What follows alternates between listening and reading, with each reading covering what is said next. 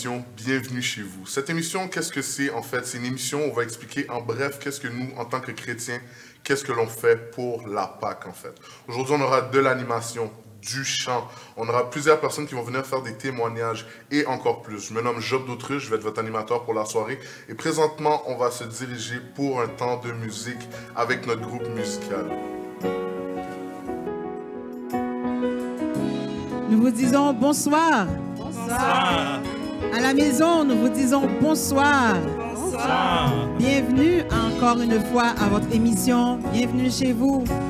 Alors, nous sommes là pour pouvoir vous entretenir par de beaux chants, de beaux cantiques, dans tout le programme qu'on aura à vous présenter ce soir. Nous sommes l'équipe de louanges de l'église. Nous avons Zachary à la batterie, Daryl, Jerry, Andrew. Nous avons Josué, Elda, Magdala, Nicole et moi, Marquise. On est là pour glorifier Dieu avec vous.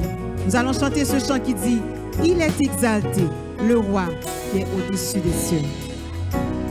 Soyez bénis.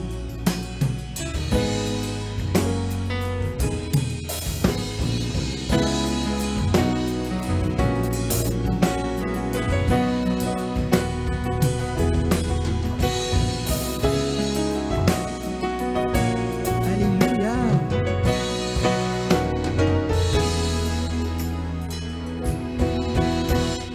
Il est exalté, le roi est au-dessus des cieux. Je veux le louer, il est exalté, à jamais élevé. Je loue son saint nom. Il le Seigneur, sa vérité régnera.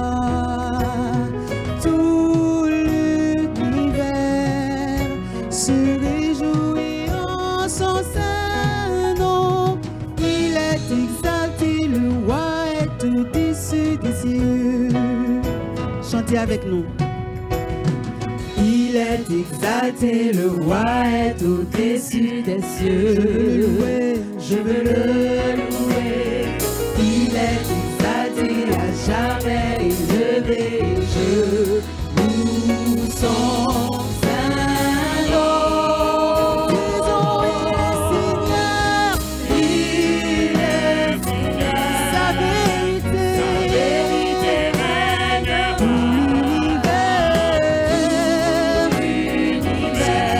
son saint nom. Car il est exalté. le roi est au-dessus des cieux. Nous allons dire encore, il est exalté.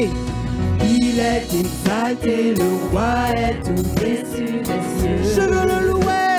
Je veux le louer. Il est exalté, à jamais élevé. Et je loue son saint nom. Chantons, il est Seigneur. Il est Seigneur. Où est sa vérité? Tout l'univers se réjouit en son saint nom. Car il est exalté. Le roi est au-dessus des cieux. Chantons, il est Seigneur. Il est Où est sa vérité? Tout l'univers se réjouit en son saint nom. Car il est exalté. le roi est au-dessus des cieux. Adorons, il est Seigneur. Il est Seigneur, sa vérité régnera. Tout l'univers se réjouit en son saint nom. Il est exalté, le roi est au-dessus des cieux. Disons, il est Seigneur. Il est Seigneur, Sa vérité régnera. vérité régnera. Tout l'univers Tout l'univers se réjouit en son saint nom. réjouit en son Il est saint nom.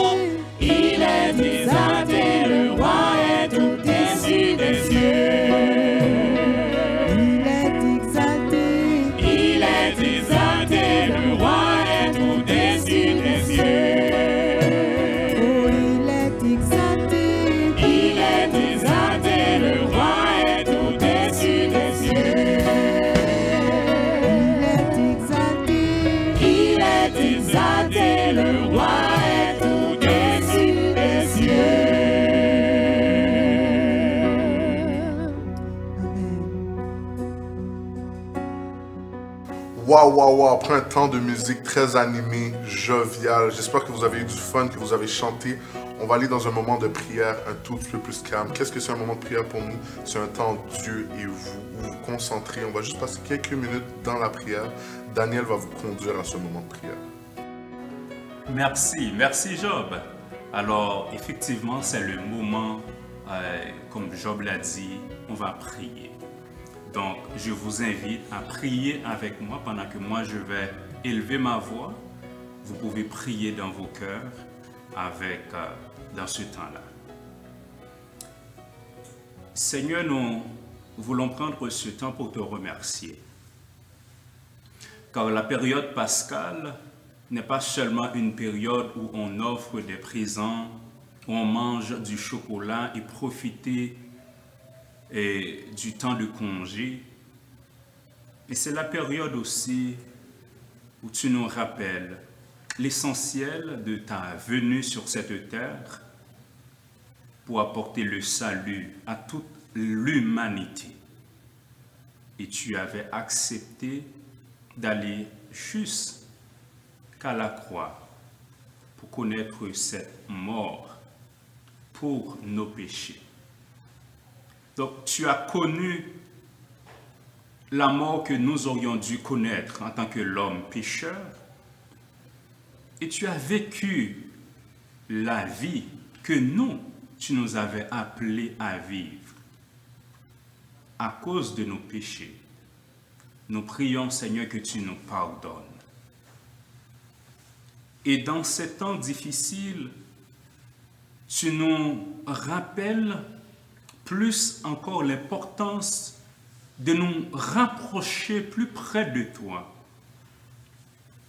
Ou sur le plan géopolitique, le monde connaît la guerre. Sur le plan social, la maladie continue de faire ravage. Pour montrer à l'homme que tu as toujours tout le contrôle de toutes choses. Pendant que plusieurs connaissent des moments difficiles, nous prions, Seigneur, que tu leur viennes en aide. Ceux qui sont malades, tu as le pouvoir de les guérir. Nous prions, Seigneur, pour leur guérison. Ceux qui vivent des moments plus tristes, nous prions que tu apportes ta joie. Et les autres qui connaissent des moments de bouleversement, dis la paix avec eux. Parce que tu es celui qui donne la paix que l'humanité et l'homme, nous avons besoin. Seigneur, bénis pour nous ce temps, mais nous prions spécialement que tu touches ce cœur qui entend ton appel, soit par un chant, soit par le témoignage, soit par le message de ta parole. Nous prions, Seigneur, que tu touches ce cœur qui t'entend, qui entend ta voix, qui l'appelle pour ta gloire et pour notre bien, Seigneur. Bénis ce temps pour nous et sois avec nous. C'est dans le nom de Jésus, nous prions ainsi, lui qui vit, qui règne au siècle des siècles. Amen. L'histoire de Gethsémane. Après avoir chanté les cantiques, ils se rendirent à la montagne des Oliviers. Alors Jésus leur dit, « Je serai pour vous tous cette nuit une occasion de chute, car il est écrit, « Je frapperai le berger et les brebis du troupeau seront dispersées. Mais, après que je serai ressuscité, je vous précéderai en Galilée. » Pierre, prenant la parole, lui dit, « Quand tu serais pour tous une occasion de chute, tu ne le seras jamais pour moi. » Jésus lui dit, « Je te le dis en vérité, cette nuit même, avant que le coq chante, tu me réuniras 3 fois. » Pierre, prenant la parole, lui dit, « Quand tu serais pour tous une occasion de chute, tu ne le seras jamais pour moi. » Jésus lui dit, « Je te le dis en vérité, cette nuit même, avant que le coq chante, tu me réuniras 3 fois. » Pierre lui répondit, « Quand il me faudrait mourir avec toi, je ne te réunirai jamais. » Et tous les disciples dirent la même chose. Là-dessus, Jésus alla avec eux dans un lieu appelé Gethsémane, et il dit aux disciples, « Asseyez-vous ici, pendant que je m'éloignerai pour prier. » Il prit avec lui Pierre et les 2 fils de Zébédée, et il commença à éprouver de la tristesse et des angoisses. Il les dit alors, « Mon âme est triste jusqu'à la mort. Restez ici et veillez avec moi. » Puis, ayant fait quelques pas en avant, il se jeta sur sa face et pria ainsi.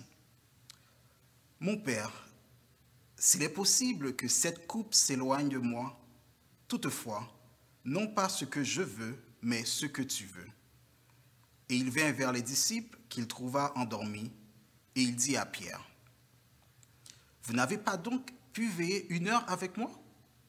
Veillez et priez, afin que vous ne tombiez pas dans la tentation. L'esprit est bien disposé, mais la chair est faible. » Il s'éloigna une seconde fois et pria ainsi. « Mon Père, s'il n'est pas possible que cette coupe s'éloigne sans que je la boive, que ta volonté soit faite. » Il revint et il les trouva encore endormis, car leurs yeux étaient appesantis. Et il les quitta et s'éloignant, il pria pour la 3e fois, répétant les mêmes paroles. Puis il alla vers ses disciples et leur dit, « Vous dormez maintenant et vous vous reposez. Voici, l'heure est proche et le Fils de l'homme est livré aux mains des pécheurs. Levez-vous, allons, voici celui qui me livra. » S'approche. Histoire de la Passion, complot contre Jésus.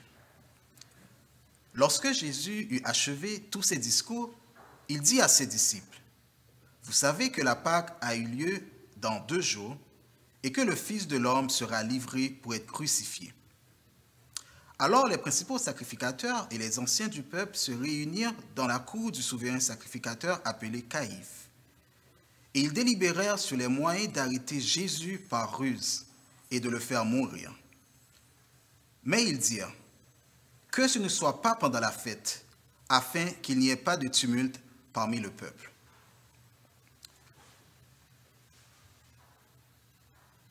L'histoire de Gethsémane. Après avoir chanté les cantiques, ils se rendirent à la montagne des Oliviers.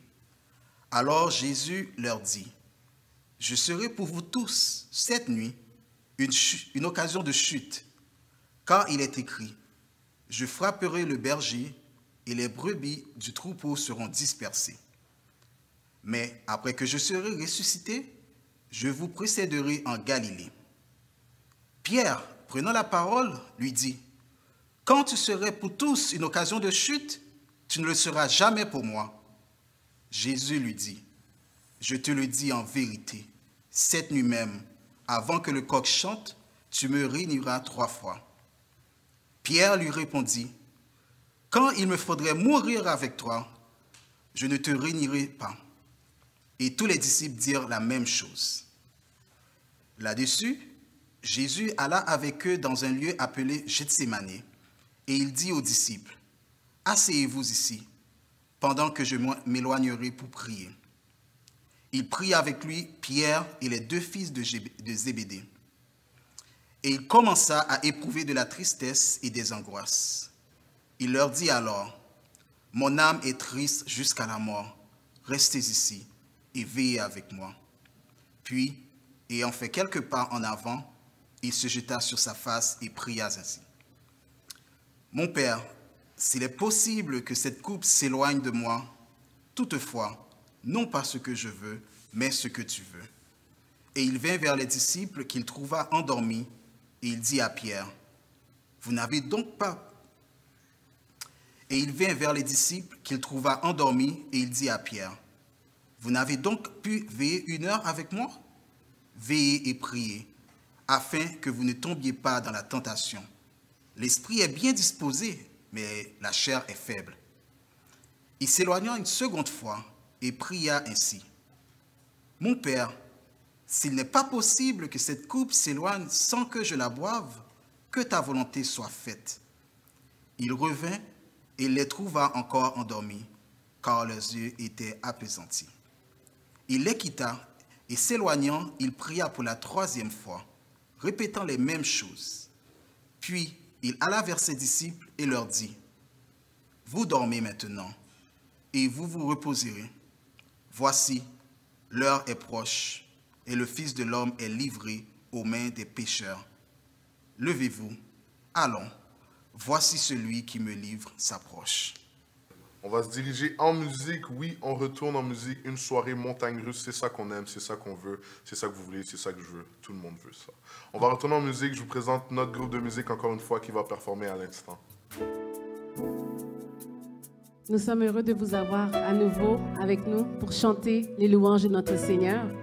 Nous allons chanter ce chant qui dit « Oh, ce nom est si merveilleux, le nom de Jésus. » Et ce Jésus, c'est lui qui est venu sur cette terre mourir pour moi et toi. Et il est également ressuscité. Alors que ce chant puisse te bénir. Et je t'invite aussi à chanter avec nous, car c'est assez facile. Vous allez pouvoir chanter avec nous. Soyez bénis.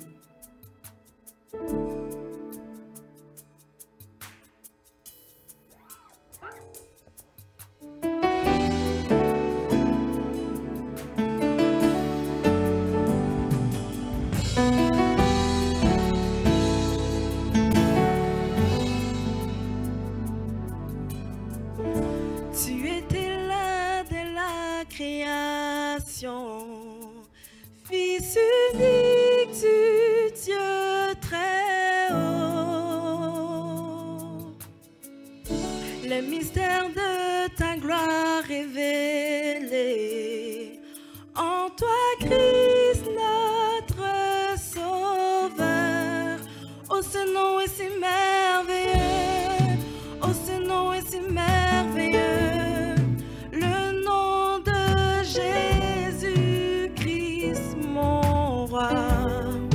Oh, ce nom est si merveilleux, sa beauté sans pareil. Oh, ce nom est si merveilleux, le nom de Jésus. Chantez avec nous.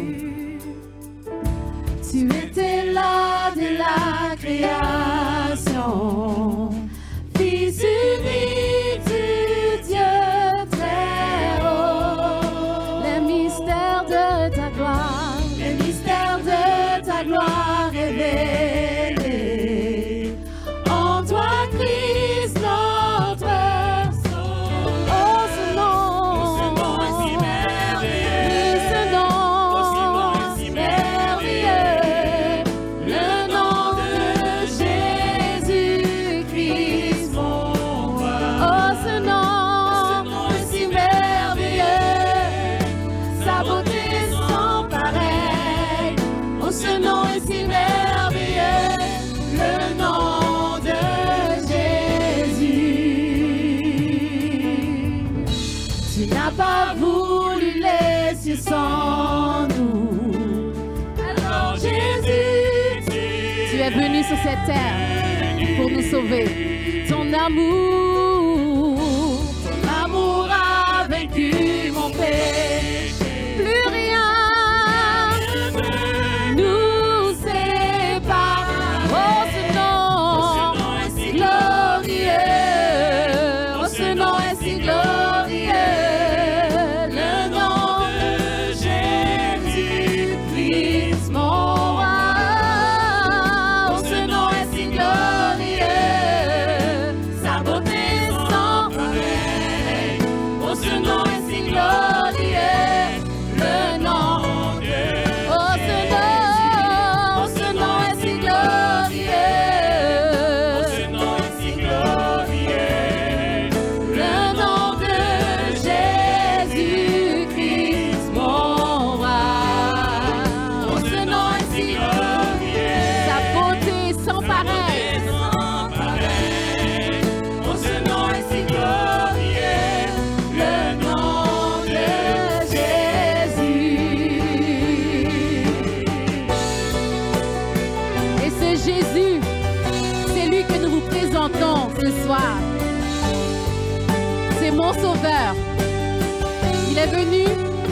sauvé. Il est mort, mais il n'est pas resté en terre. Il est ressuscité et il vit à jamais. Amen. Chantons ensemble. La terre a tremblé, le bois s'est déchiré, les arbres la mort et le pays. Les cieux chantent ta gloire, l'écho de ta victoire, car tu es le roi ressuscité. Tu es sans rival, tu es sans rival, il est sans égal, tu es sans égal, Dieu du triomphe, à tout jamais, à toi soit le règne, et à toi soit la gloire, à toi soit car ton nom surpasse tout autre nom, tout autre nom. Oh, ce nom est victorieux. Le nom de Jésus est victorieux. Jésus-Christ. Oh, ce nom est victorieux. Sa puissance est sans pareil. Oh, ce nom est victorieux.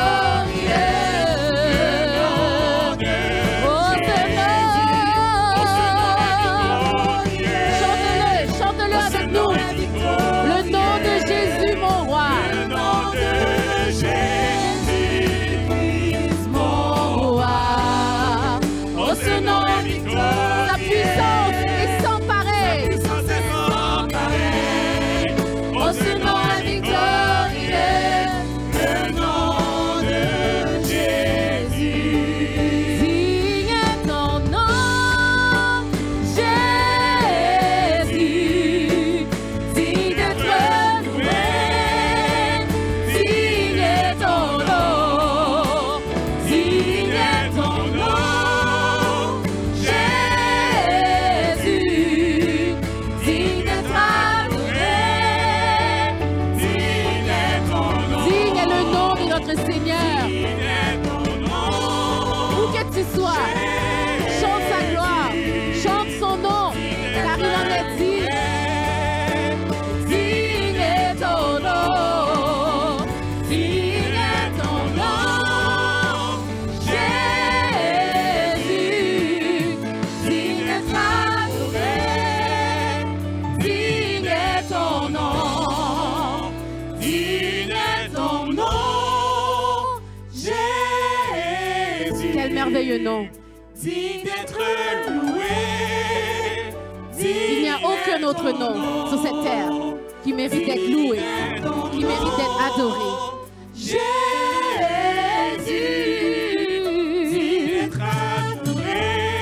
Nous allons le dire encore une fois. Digne, digne est ton nom, Jésus. Digne d'être loué. Digne est ton nom. Tu es digne, tu es digne. Ton nom, Jésus. Digne d'être adoré. Digne est ton nom. Alléluia. Soyez bénis. Waouh, waouh, waouh, la musique est finie, oui, c'est fini, mais on s'en va dans un temps de témoignage qui va être très le fun. Guys, écoutez attentivement, j'ai une invitée spéciale. Je vais vous la présenter en détail, vous allez connaître sa vie par ailleurs aussi en détail. On va commencer. Quel est ton nom, mademoiselle? Je m'appelle Marie-Magdala Fabius, j'ai 22 ans. Parfait. Est-ce que je pourrais savoir ton background familial, tes arrière-plans avec ta famille spirituelle un peu vite fait? Oui, ben, j'ai été élevée dans une famille chrétienne. Je suis fille unique de ma mère Marie-Maudeline Joseph et de mon père Ronald Fabius. Donc je précise le fait que je suis l'enfant unique de mes parents. Ils ont eu beaucoup de problèmes à avoir des enfants. Ma mère a eu 6 fausses couches avant moi. Okay. Je suis la 7e grossesse. Elle a essayé 2 après et ça n'a pas fonctionné. Donc Dieu a accompli ce miracle-là dans la vie de mes parents et aussi dans la mienne. Il m'a fait grâce du don de la vie. Waouh, waouh, waouh, waouh. Guys, 6 fausses couches, elle est la 7e. On appelle ça un miracle par chez nous. J'ai une autre question pour toi. Comment as-tu connu Christ dans ta vie? Oui, donc depuis tout jeune, j'ai grandi ici à l'église Bethesda. Donc j'allais ici à l'église avec ma mère le dimanche, aux cellules de prière, les études bibliques. J'accompagnais même le groupe d'évangélisation dans les rues. Donc j'étais toute petite là, des fois on devait mettre les traités dans les boîtes aux lettres, mais on me soulevait pour les mettre. Okay. Donc c'est assez drôle, mais une fois dans l'auto, on revenait d'une soirée et il y avait ma mère et certaines dames du groupe d'évangélisation. Et j'avais 5 ans à l'époque, je m'en rappelle comme si c'était hier. Je les ai dit d'arrêter de parler puis que je voulais accepter Christ comme mon sauveur personnel. Donc d'un seul coup, elles ont été étonnées de voir qu'un enfant leur demande cela. Mais c'est ça, à cet âge-là, j'avais déjà pris conscience de qui était Jésus-Christ, en fait. Et j'ai voulu, comme ça, l'accepter comme mon sauveur personnel. Wow, parfait, parfait. Pour toi, qu'est-ce que l'Église représente pour toi? Puis, c'est quoi ton implication à l'Église? Pour moi, l'Église, ça représente le lieu où on peut rencontrer nos frères et sœurs en Christ. Et mon implication à l'Église, j'exerce des ministères comme le groupe de louanges et la chorale des jeunes. Ok, parfait. Magdala, j'ai une autre question pour toi. Toi, en tant que jeune femme, tu travailles, tu as des amis, tu as des occupations et tu as des passe-temps. Comment tu arrives à dealer entre ça et l'Église, tes ministères? Explique-nous un peu comment tu arrives à gérer tout ça. Honnêtement, c'est pas facile, surtout quand on n'est pas ancré dans l'Évangile, quand on n'a pas vraiment quand on n'est pas ferme dans l'Évangile, si je pourrais dire. On a tendance de souvent être un pied à l'Église et un pied dans le monde. Donc, je vais m'expliquer qu'est-ce que ça veut dire. C'est exemple, j'ai été élevée ici à l'Église, donc j'ai mes valeurs chrétiennes, mais en dehors, au travail, mes amis, je côtoie des gens qui ne connaissent pas Dieu. Donc, des fois, c'est facile de se perdre entre les deux. Et c'est ça. Ok. On a eu 2 ans et demi, presque 3 ans de COVID très intense. Pour toi, comment tu es arrivé à gérer la situation avec la pandémie et ta spiritualité, ta vie avec Dieu, la connexion? Comment tu es arrivé à gérer tout ça en même temps? Honnêtement, Job, je vais être honnête avec toi, la pandémie a été le point vraiment déterminant de ma chute spirituelle. Ça a été vraiment, j'étais dans un gros down. Le fait que l'église était fermée, je ne pouvais plus exercer mes ministères. J'étais vraiment déconnectée de Dieu. Et je passais plus de temps avec les amis, à fêter, à faire plein de choses qui n'étaient pas forcément dans la volonté de Dieu. Et qui fait que oui, la pandémie a été un facteur déterminant et très négatif au niveau de ma vie spirituelle. C'est vrai que dû à la pandémie, l'Église a fermé pendant plusieurs semaines. C'était on ouvre, on ferme, on ouvre, on ferme. Je comprends totalement le fait que c'était très dur pour toi. Mais comment as-tu fait pour remonter la pente, te remettre sur les rails et qui fait en sorte qu'aujourd'hui tu es là devant moi? Pour de vrai, j'ai pu remonter la pente. Je n'aurais jamais pu y arriver sans l'aide de Dieu.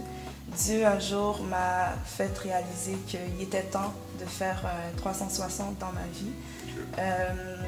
C'est sûr qu'il y avait ma mère qui continuait à m'encourager.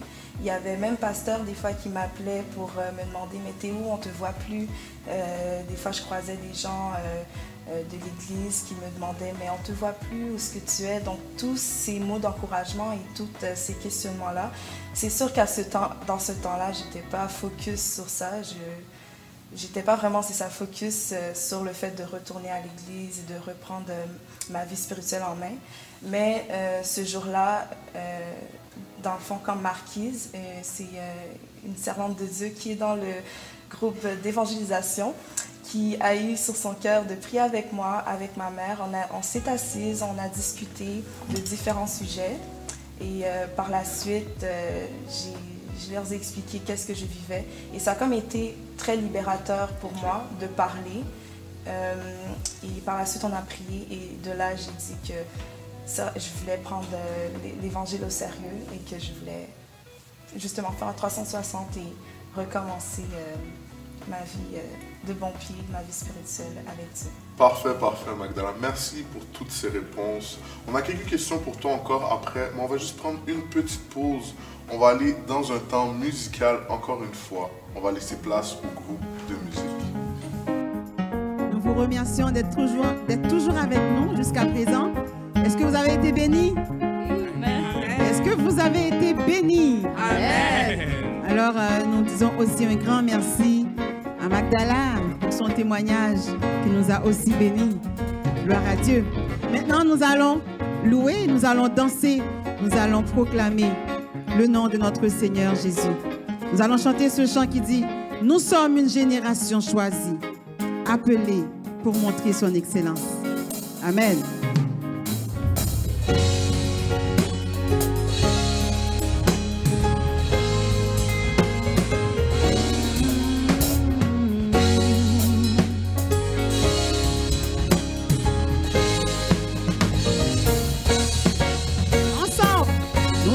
Génération choisie, appelée pour montrer son excellence.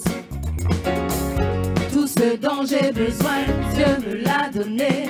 Je sais qui je suis. Chantons, nous sommes une génération choisie. Nous sommes une génération choisie, appelée pour montrer son excellence.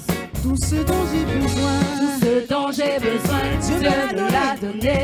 Je sais qui je suis, je sais qui je suis en Christ. Ce que j'ai en Christ, où je suis en Christ.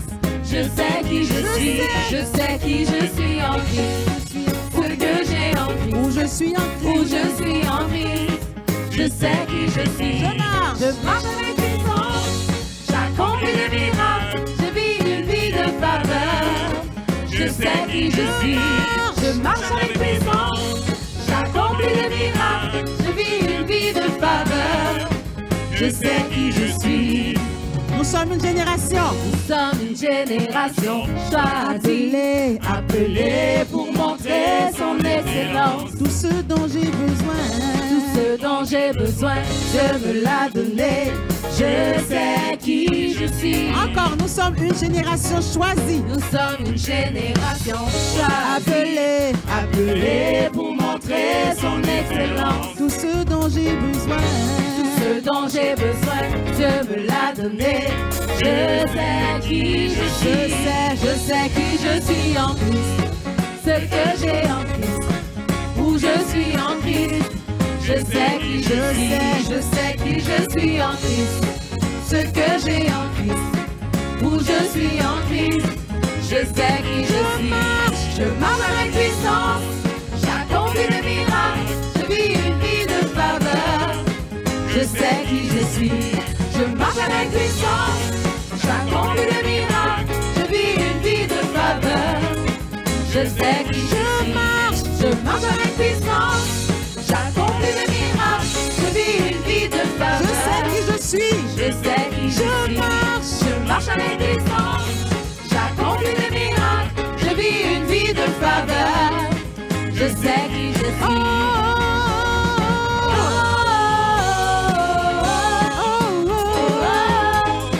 Je sais qui je suis.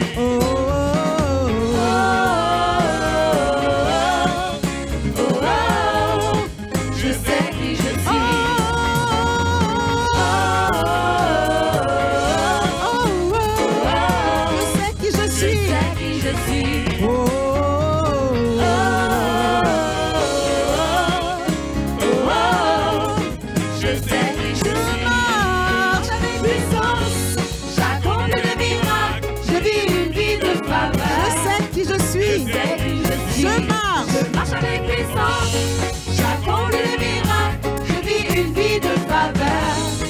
Je sais qui je suis. Jéhovah est,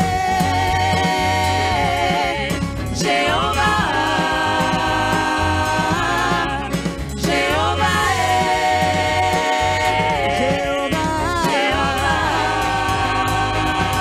Jéhovah est.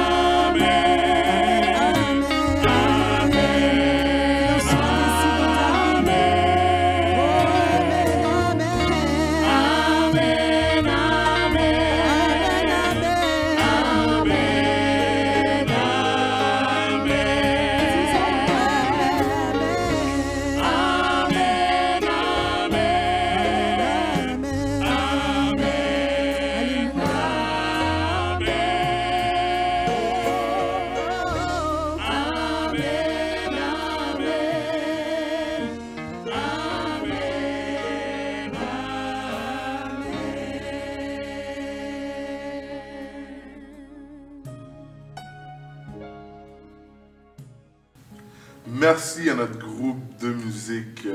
On va revenir avec notre invité spécial, Magdala. Magdala, j'ai une autre question pour toi. Que représente Christ pour toi en général? Christ pour moi, c'est mon sauveur, c'est mon ami, c'est mon confident. C'est celui que je sais que quand il n'y aura personne, il sera toujours là pour moi. Donc pour moi, Christ, c'est l'exemple que je veux suivre pour le restant de ma vie. Parfait, parfait. Puis au jour d'aujourd'hui, comment ça va? Aujourd'hui, ça va super bien.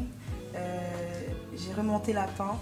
C'est sûr que c'est jamais facile, mais aujourd'hui, je suis ferme dans ma foi chrétienne et j'ai même pris l'engagement de me faire baptiser cette année. Wow, le baptême. C'est quoi qui a fait en sorte que tu as décidé, bon, aujourd'hui, je vais me baptiser ou cette année, je vais me baptiser?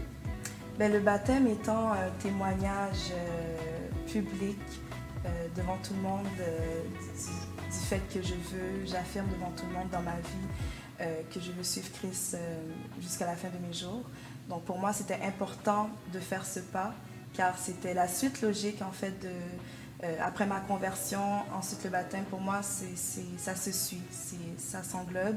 Je sais que ce ne sera pas facile.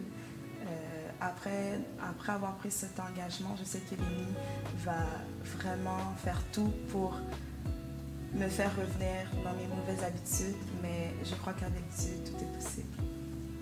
Amen. Si tu avais un dernier conseil à laisser pour les invités, le spectateur, pour moi, ça aurait été quoi? Donc, si j'avais un conseil à vous donner, à vous qui nous écoutez ce soir, c'est malgré les temps difficiles que nous vivons en ce moment, vous pouvez remonter la pente. C'est pas facile, je sais, j'ai moi-même fait l'expérience, mais aujourd'hui, ça va super bien.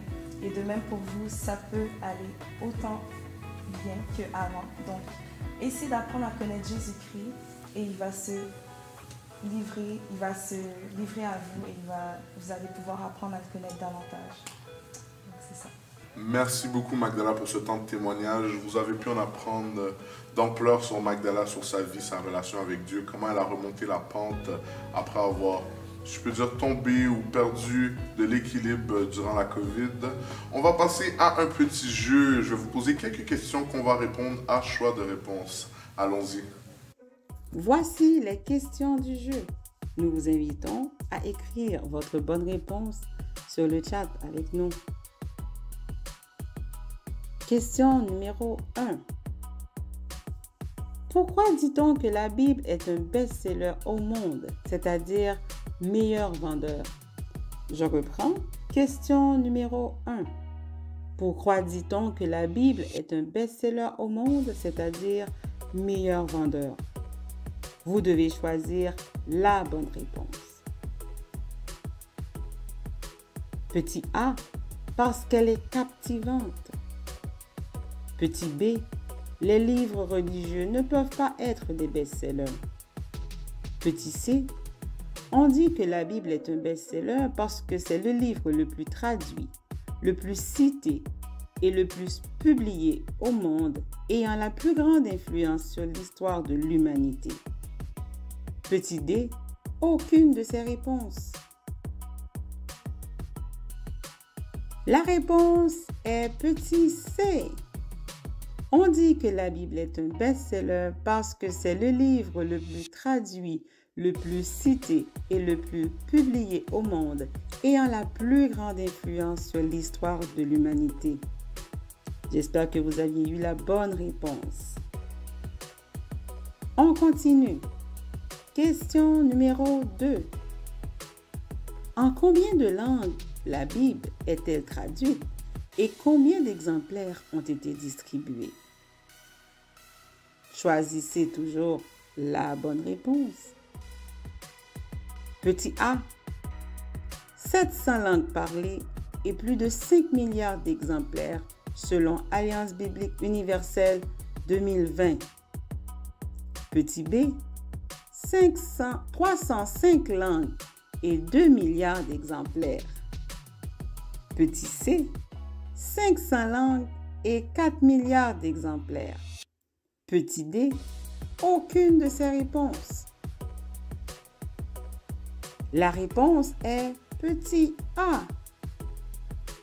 La Bible a été traduite en plus de 704 langues parlées et plus de 5 milliards d'exemplaires ont été distribués jusqu'à ce jour selon l'Alliance biblique universelle 2020. J'espère que vous avez eu la bonne réponse. Dernière question. Pourquoi dit-on que la Bible est un livre sans pareil? Je reprends. Pourquoi dit-on que la Bible est un livre sans pareil? Choisissez toujours la bonne réponse.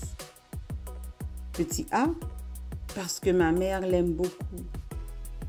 Petit B, parce que plusieurs personnes sur la terre l'ont lu. Petit C, parce que tous les 66 livres de la Bible ont été écrits sur une période de 1500 ans par plus de 40 auteurs sur 3 continents et malgré tout, ils forment un tout cohérent et harmonieux. La réponse est petit C.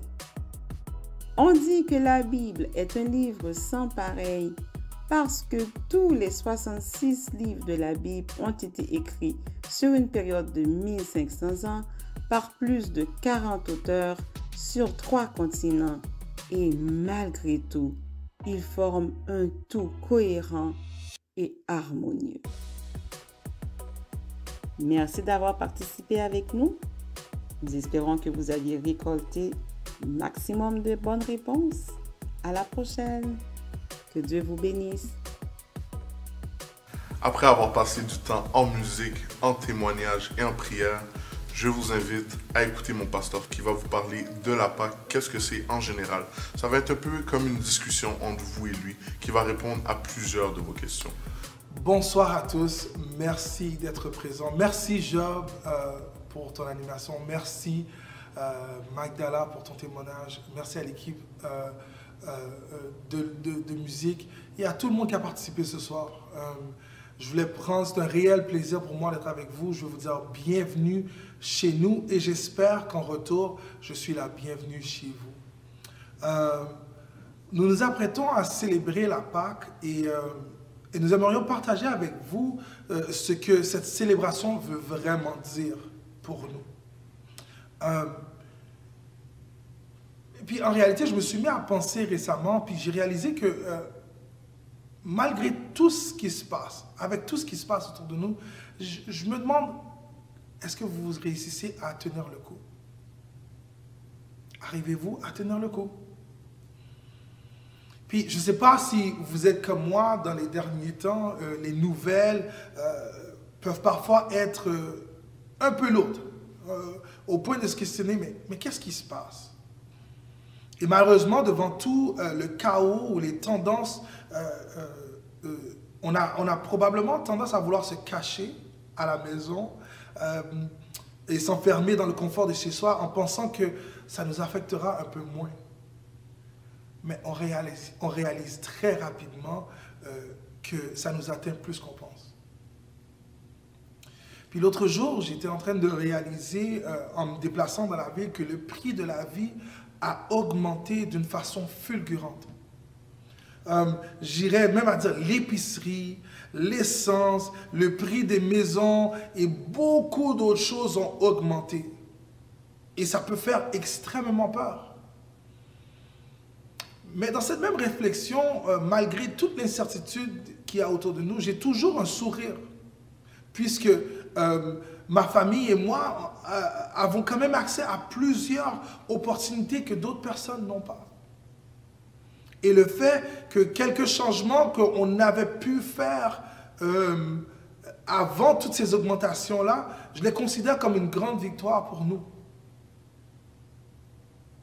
Puis, ça m'a amené encore à une autre réflexion en me disant que avec toutes ces réalités-là, j'ai compris qu'il y a deux façons différentes ou deux perspectives différentes qu'on peut avoir lorsqu'on regarde à notre passé ou ce qu'on vit présentement. La première perspective serait d'être heureux heureux pour toutes les opportunités que nous avons simplement bien gérées à travers le temps. Ou, contrairement à ça, c'est de vivre dans ce que j'appelle le regret des choses que nous avons manquées. Et vous savez quoi? Honnêtement, je pense que c'est généralement comment que beaucoup d'entre nous analysons ce qui se passe dans nos vies présentement. Vous savez, on pourrait se dire, c'est une chance qu'on avait acheté la maison il y a 2 ans, ou on aurait dû acheter la maison il y a 2 ans. Ou une chance qu'on avait acheté la voiture électrique quand ça venait de sortir il y a 3 ans. Ou on aurait dû acheter la voiture électrique il y a 3 ans. Une des choses est vraie, c'est que la plupart des gens n'aiment pas vivre dans le regret parce que ça peut devenir extrêmement lourd. Puis, ma question pour vous, c'est est-ce que vous aimez vivre dans le regret? Aimez-vous vivre dans le regret? Oui, j'attends vraiment votre réponse. Okay. Non, je ne crois pas.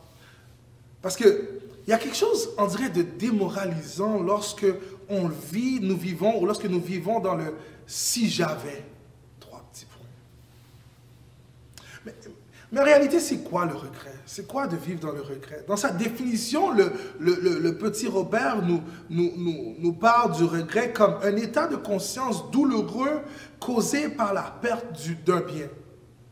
Ou aussi nous dit que le regret est un mécontentement ou chagrin d'avoir fait ou de ne pas avoir fait dans le passé.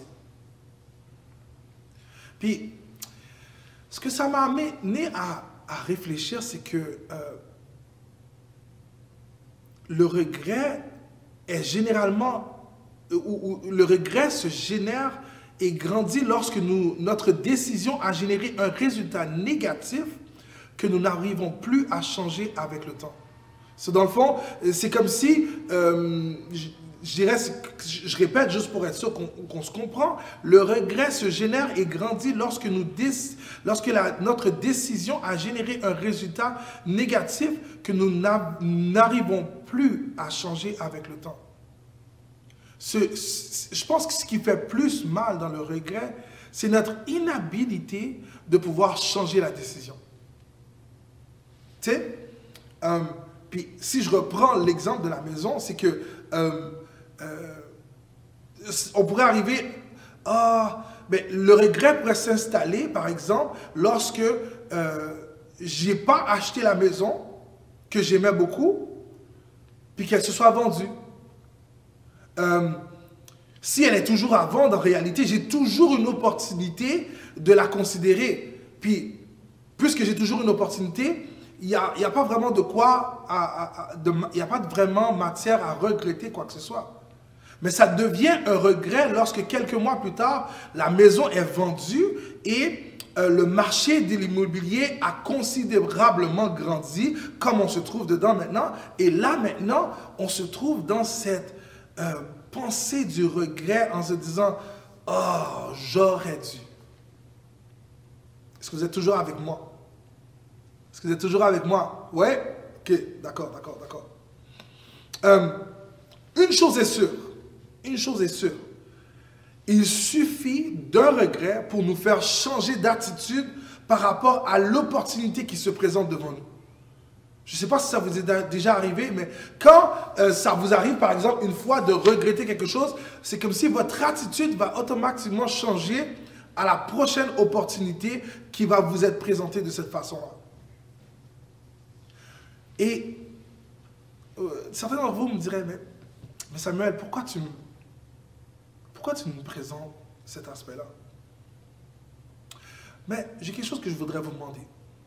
En plein milieu d'un monde qui s'avère être chaotique présentement, où l'incertitude sur tellement de choses règne, si j'étais pour vous offrir une paix d'esprit, un amour qui vous donnerait le goût de continuer, un calme au milieu de la tempête, le considéreriez-vous?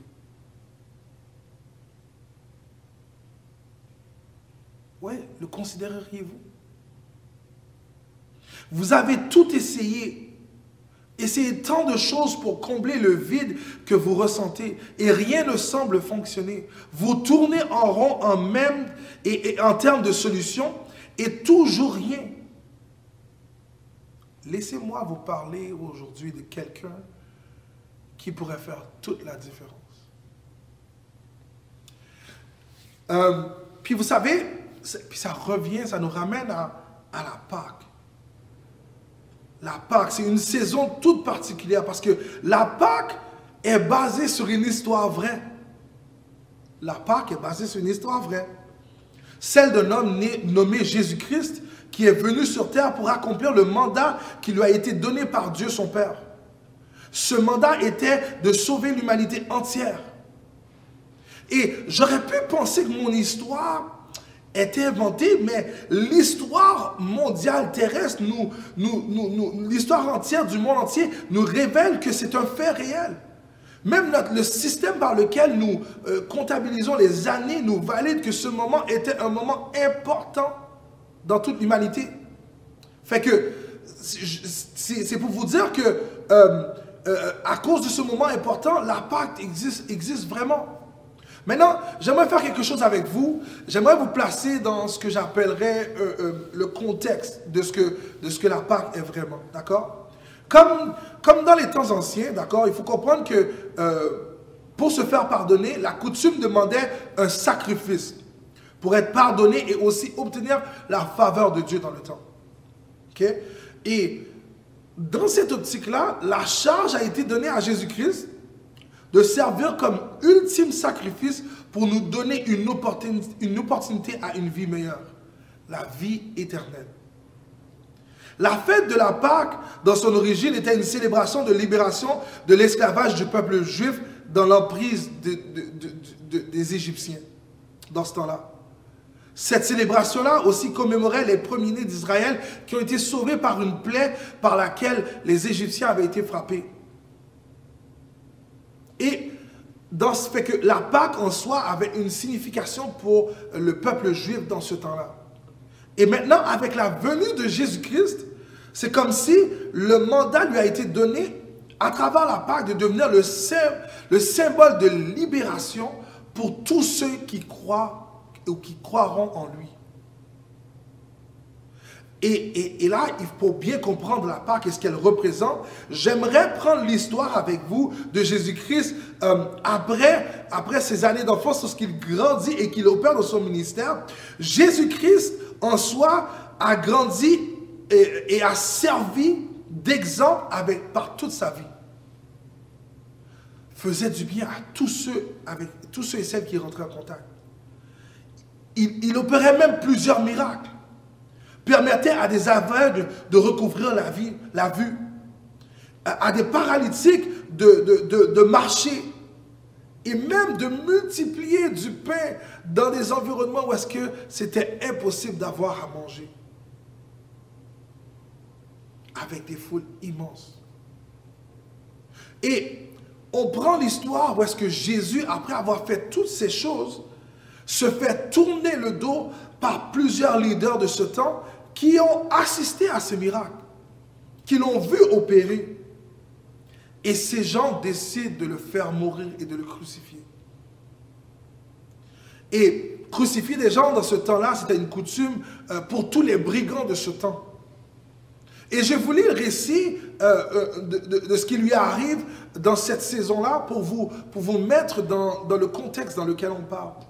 Après l'avoir crucifié, ils se partagèrent ses vêtements en tirant au sort, afin que s'accomplisse ce qui avait été annoncé par le prophète. Ils se sont partagés mes vêtements, ils ont tiré au sort ma tunique, puis ils s'assirent et le gardèrent. Pour indiquer le sujet de sa condamnation, on écrit au-dessus de sa tête, « Celui-ci est Jésus, le roi des Juifs. » Avec lui furent crucifiés deux brigands, l'un à sa droite et l'autre à sa gauche. Les passants l'injuraient et secouaient la tête en disant, « Toi qui as détruit le temple et qui l'as rebâti en 3 jours, sauve-toi toi-même. Si tu es le Fils de Dieu, descend de la croix. Les principaux sacrificateurs et les scribes et les anciens se moquaient aussi de lui et disaient, il a sauvé les autres. Et ne peut-il pas se sauver lui-même? S'il est roi d'Israël, qu'il descende de la croix, et nous croirons en lui. Il s'est confié en Dieu, que le Dieu le délivre maintenant, s'il aime. C'est ce qu'il disait. Car il dit, je suis le Fils de Dieu. Les brigands crucifiés avec lui l'insultaient de la même manière. Imaginez-vous le ressentiment de cet homme, Jésus-Christ, qui est maintenant sur la croix, qui constate que ces mêmes individus qui les juraient confirmaient aussi en même temps qu'il avait fait des choses extraordinaires. Et ma question pour vous, je vous pose cette question en vous demandant, comment vous senteriez-vous si vous aviez laissé le confort de chez vous pour venir aider quelqu'un dans le besoin qui souffre depuis quelque temps et qu'après 4 à 5 semaines d'avoir aidé cette personne, ses amis ou des membres de sa famille arriveraient à la maison et venaient vous traiter comme si de rien n'était? Ou vous serez en train de vous injurer? Comment vous senteriez-vous? Quelle serait votre réaction? Et ça me fait vraiment penser, devant la cruauté de le faire mourir, de faire mourir Jésus sans raison, Jésus n'a pas fait ce que la majorité d'entre nous aurions fait. Jésus a fait le choix de mourir pour nous et de ne pas s'éloigner du mandat difficile qu'il avait été confié. Quel amour! Que tu puisses te faire injurier, te faire frapper et avoir ce choix de tout laisser et de faire ce que probablement plusieurs d'entre nous auraient fait. Il n'a pas décidé de le faire comme ça. Quel amour! À la place de faire le choix qu'il aurait pu regretter, il a choisi de le faire quand même pour vous et moi. Waouh! Et vous savez, dans une autre partie de l'histoire, après avoir pris les coups durs, la honte, le mépris, devant le fait accompli de sa mission, Jésus va parler à son Père Céleste en disant, « Père, pourquoi m'as-tu abandonné? » Et vous savez, ça me fait vraiment réfléchir. Combien de personnes seraient prêtes à mourir pour vous? Peut-être que vous en avez plusieurs. Peut-être que vous en avez une seule, ou peut-être pas. Mais j'aimerais vous dire, là où vous êtes en ce lieu, que Jésus-Christ a donné sa vie pour vous et pour moi. Il nous a aimés, il nous aime tellement qu'il a préféré ne pas faire le choix de tout laisser tomber. Une attitude qui aurait été normale pour plusieurs d'entre nous. Il a décidé de ne pas nous abandonner, de ne pas laisser tomber devant tous les choix que vous avez déjà essayés, qui n'ont pas fonctionné. J'aimerais vous poser cette question. Êtes-vous prêt à considérer l'opportunité que Jésus vous offre aujourd'hui, en lui de le connaître? Êtes-vous prêt? Allez-vous vraiment laisser passer l'opportunité pour vous trouver dans un grand regret plus tard? Parce que vous ne pourrez plus changer de décision. Vous avez déjà tout essayé. Essayez Jésus-Christ. Il a donné sa vie pour vous. Essayez Jésus-Christ. qu'il ait décidé de prendre la mort pour te donner cette paix, pour vous donner cet amour que lui seul peut donner. Ce calme au milieu des tempêtes. Et vous savez quoi? Nous en avons besoin. J'en ai besoin, vous en avez besoin. N'attendez pas qu'il soit trop tard. Vous savez ce que j'ai compris de façon plus intense par rapport au regret? C'est qu'on ne comprend pas toujours les opportunités lorsqu'elles nous sont présentées. Et ce qui arrive, c'est que si notre esprit est ouvert à entendre et à être convaincu que l'opportunité qu'on a vaut vraiment la peine, à un moment donné ou plus tard, on ressemble vraiment à des héros lorsqu'on a pris cette décision. Est-ce que vous êtes avec moi? Et je vais vous poser une question en vous disant, si le ciel et l'éternité existent vraiment, voudriez-vous être de ceux ou celles qui regretteront de ne pas avoir pris cette opportunité? Ou préféreriez-vous être de ceux et celles qui acceptent Jésus et qui acceptent ce que Jésus a fait à la croix pour vous démontrer son amour?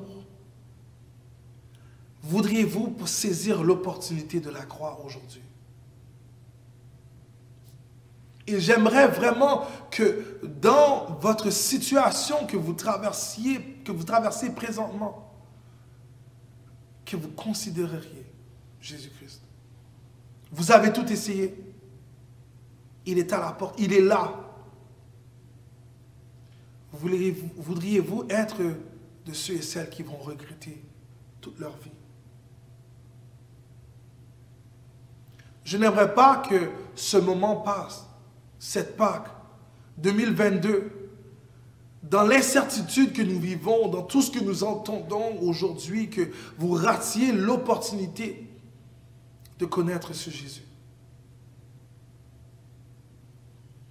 Et c'est pour cette raison que je viens vous demander ce soir, en ce moment où vous me regardez, si vous aimeriez ouvrir vos cœurs à Jésus-Christ, pour que l'impact qu'il a eu sur terre,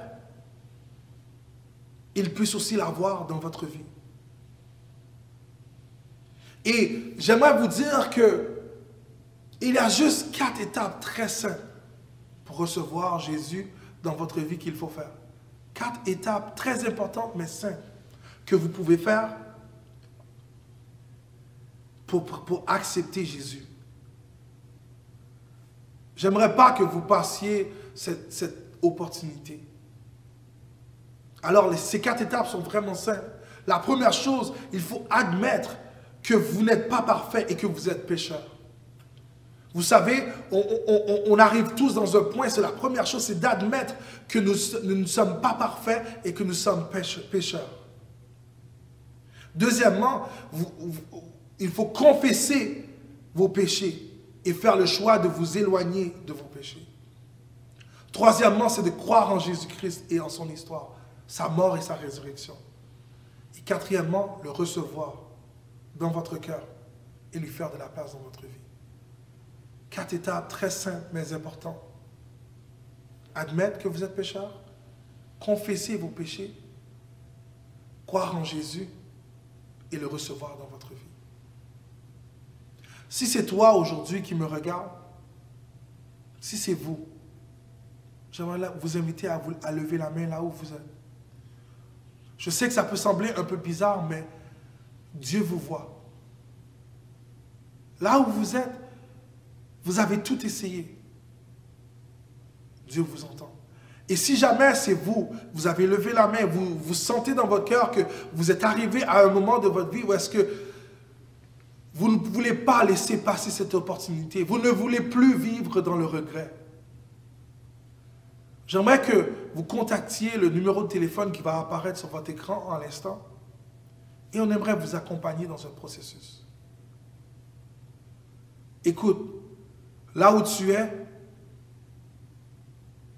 je t'offre cette opportunité de connaître Jésus. Celui qui a tout fait.